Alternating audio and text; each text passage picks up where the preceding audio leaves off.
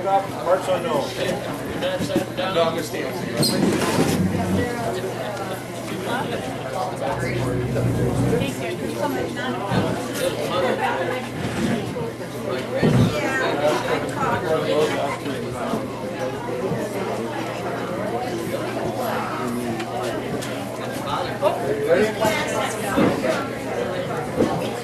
Have your attention, please.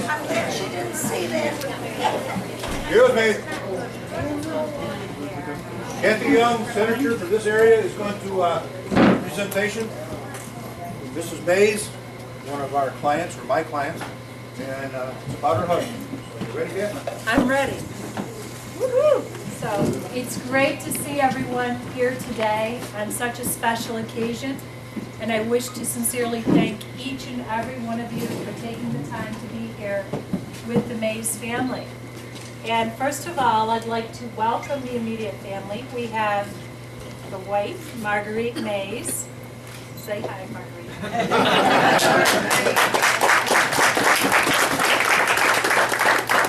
And we also have many family members and friends here today, as you know. And I welcome Livingston County Veterans Service Agency Director Frank Hollister. Thank you, Frank, for all that you do. Frank, would you like to lead us in the Pledge of Allegiance? I sure would. Okay, if everyone could please stand.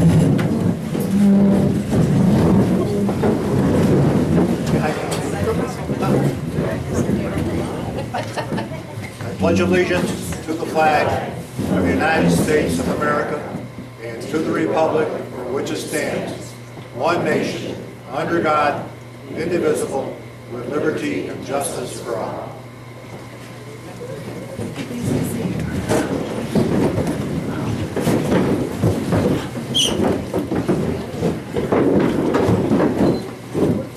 It is such a privilege for me to represent Mount Morris and my entire Senate district. And one of the things that I've worked very hard to do over the years is to make sure that our veterans, who have given so much for us personally and our country, receive the honor and recognition that they deserve. And I'm always very surprised to find out that many of our veterans haven't received all of the medals and decorations that are due to them. And so when we find a veteran who hasn't gotten those honors, we work very hard from my office to make sure that it happens. And I want to thank Frank Hollister because he works to make sure that that happens too. So today, we posthumously honor Russell H. Mays, a devoted veteran whose tremendous service to our country began on October 19, 1942, when in the midst of World War II, he signed up to serve our country with the United States Marine Corps. In the following years, serving in the Pacific Theater of World War II, he would embody and uphold the ideals and principles that we hold so dear as Americans. The sacrifices he made in faithful service to our country could never be adequately repaid. And although he is no longer with us today, with these medals in his memory, we hope to express our gratitude, admiration, and respect. The veteran we honor today left his home and family, putting himself on the line to serve our nation in a distant land. Upholding the highest traditions of the Marine Corps, he embodied the principles of honor, courage, and commitment. Today, I'm proud to celebrate with you an American hero who dedicated more than 2 years of his life serving on active duty in the U.S. Marine Corps, Corporal Russell H. Mays. Russell was a native of Meridosia, Illinois, and Corporal Mays enlisted in the U.S. Marine Corps on October 19, 1942 in Kansas City, Missouri at the age of 18. Corporal Mays trained as a Fleet Marine Force infantryman and was assigned to the 2nd Marine Raider Battalion. We just want to give you a little bit of background on the Marine Raiders. They were an elite fighting force requested by Admiral Chester Nimitz, commander of the Pacific Fleet, and they were created by order of President Franklin D. Roosevelt.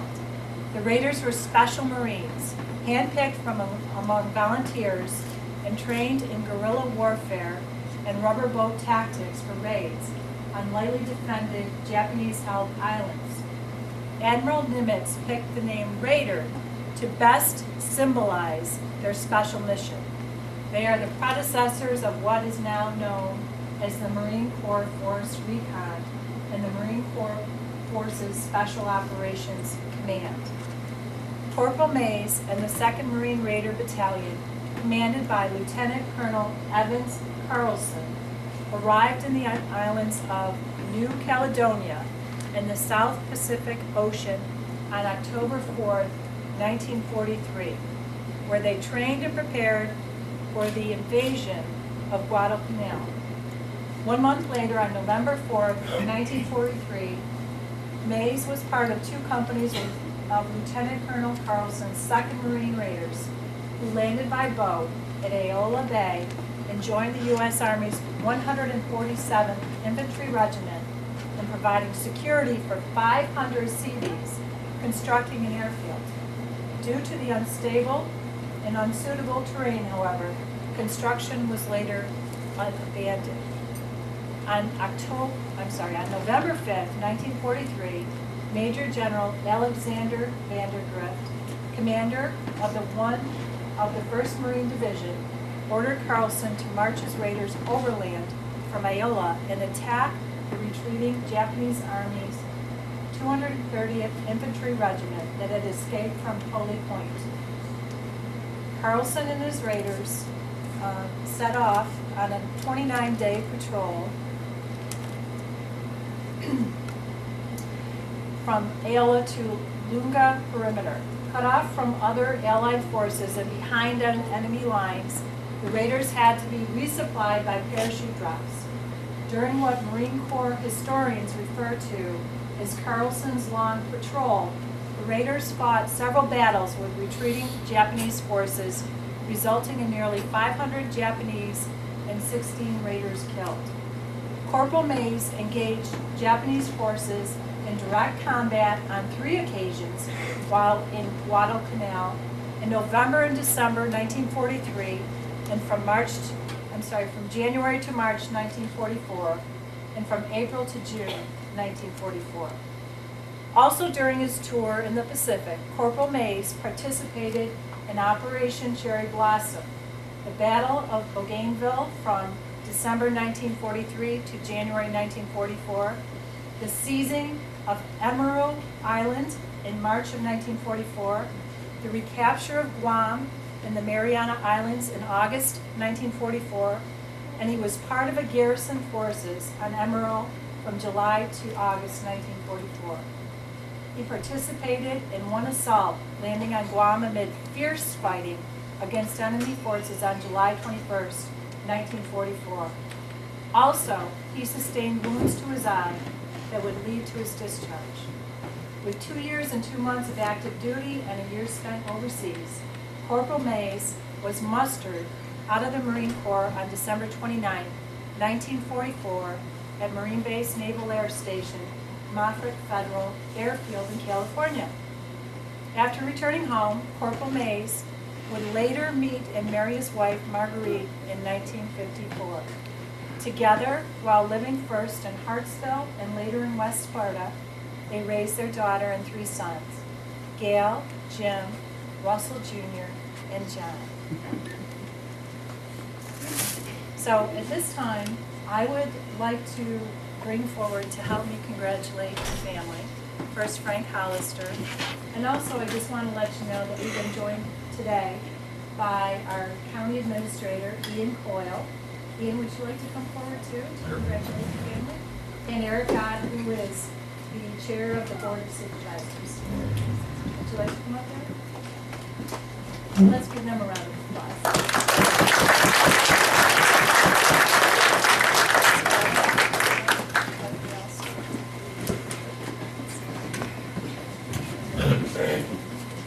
I just want to explain to you some of the awards that are being presented today. And it's important to note that Corporal Mays passed away in 2004, and it is my honor today to posthumously recognize Corporal Mays with the following long overdue awards. From the United States Marine Corps, we have the Purple Heart Medal. This is awarded in the name of the President of the United States. The Purple Heart is presented to those individuals wounded or killed. With its forerunner, the Badge of Military Merit, which took the form of a heart made of purple cloth, the Purple Heart is the oldest military award still given to U.S. military members. The original Purple Heart, designated as a Badge of Military Merit, was established on August 7, 1782 by General George Washington, then the Commander-in-Chief of the Continental Army, by order from his Newburgh, New York headquarters. The current decoration was revived on the 200th anniversary of George Washington's birth out of respect to his memory and military achievements. By executive order of President Franklin D. Roosevelt and by War Department General Order No. 3, dated February 22, 1932. We also have the Combat Action Ribbon. This is a personal decoration of the United States Department of the Navy and U.S. Coast Guard that was established on February 17, 1969 during the Vietnam War by Secretary of the Navy John H. Chafee. It is awarded to those who have actively participated in ground or surface combat. Also, the Navy Unit Commendation Medal.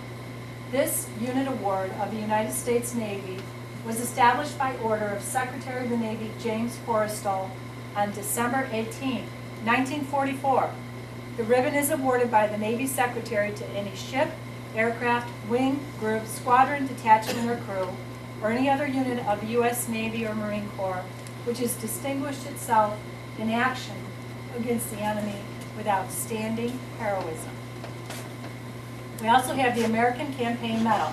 This was created on November 6, 1942 by executive order and was issued by Franklin D. Roosevelt. The American Campaign Medal was originally issued as the American Theater Ribbon, as intended to recognize those service members who performed their duty in the American Theater of Operations during World War II. You know what you can do? Just so we can see these while we're talking about them, Frank, could you just so we can see. We also have the Asiatic Pacific Campaign Medal with 2 bronze service stars. Also created on November 6, 1942 by President Roosevelt, this medal recognizes those military service members who served in the Asian and Pacific theaters. Also, the World War II Victory Medal, created by an act of Congress in July 1945 to commemorate military service during World War II. This medal is awarded to any member of the U.S. military who served on active duty or as a reservist between December 7, 1941 and December 31, 1946. We also have the Marine Corps Marksmanship Qualification Badge in the grade of Sharpshooter. This badge is presented upon successful completion of the Sharpshooter level of Weapons Qualification course. We also have the U.S. Marine Corps Discharge and Honorable Service lapel button, created to allow returning veterans to legally continue to wear their military uniforms while at the same time identifying that they were no longer active duty personnel. The Honorable Service lapel button was awarded to U.S. military service members who were honorably discharged during World War II. The Marine Corps Honorable Discharge lapel button is presented in recognition of honorable service for civilian wear. We have 2 commemorative medals purchased independently for this presentation. The tradition of issuing privately struck commemorative medals dates from the Revolutionary War. In some instances, commemorative medals were struck by commanders and are the only recognition of certain events. These medals, not issued by the United States, recognize campaign, service, or historical events an individual or group of veterans participated in or supported. These 2 commemorative medals being presented today are the Special Operations Commemorative Medal, which honors all military personnel who have served in special operations, and also the USMC Commemorative Medal, And this medal was struck to honor all who have honorable military service in the U.S. Marine Corps between 1775 and the present. And we also, so those are federal medals, and then we have the 2 commemorative medals. And finally, we have some New York State medals to present today. First, we have the New York State Conspicuous Service Cross. This decoration is awarded to any New York State citizen whose entire service was honorable while serving in the U.S. Army, Air Force, Navy, Marine Corps, Coast Guard, or Merchant Marine.